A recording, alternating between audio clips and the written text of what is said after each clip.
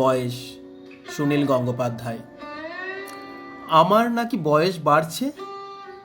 হাসতে হাসতে এই কথাটা স্নানের আগে বাথরুমে যে কবার বললুম। এমন ঘোর একলা জায়গায় দুপাক নাচলেও ক্ষতি নেই তো। ব্যায়াম করে রোগা হব, সরু ঘেরের প্যান্ট পরব, হাসতে হাসতে দম ফেটে যায়। বিকেলবেলায় নীরার কাছে বলি, আমার বয়স বাড়ছে, শুনেছ তো, ছাপা হয়েছে। সত্যি সত্যি বুকের লোম, জুলপি, দাড়ি কাঁচায় পাকা। এই যে দেখো, চেয়ে দেখো, দেখে সবাই বলবে নাকি ছেলেটা কই, ও তো লোকটা। এসব খুব শক্ত ম্যাজিক।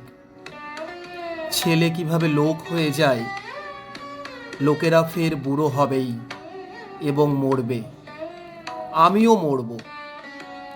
আরও খানিকটা ভালোবেসে, আর কয়েকটা পদ্য লিখে আমিও ঠিক মরে যাব, কি তাই না? ঘুরতে ঘুরতে কোথায় এলুম।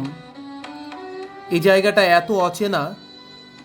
আমার ছিল বিশাল রাজ্য, তার বাইরেও এত অসীম শরীরময়, গান বাজনা, পলক ফেলতেও মায়া জাগে। এই ভ্রমণটা বেশ লাগলো। কম তো কিছু দেখা হলো না। অন্ধকারও মধুর লাগে। নীরা, তোমার হাতটা দাও তো, সুগন্ধ নেই।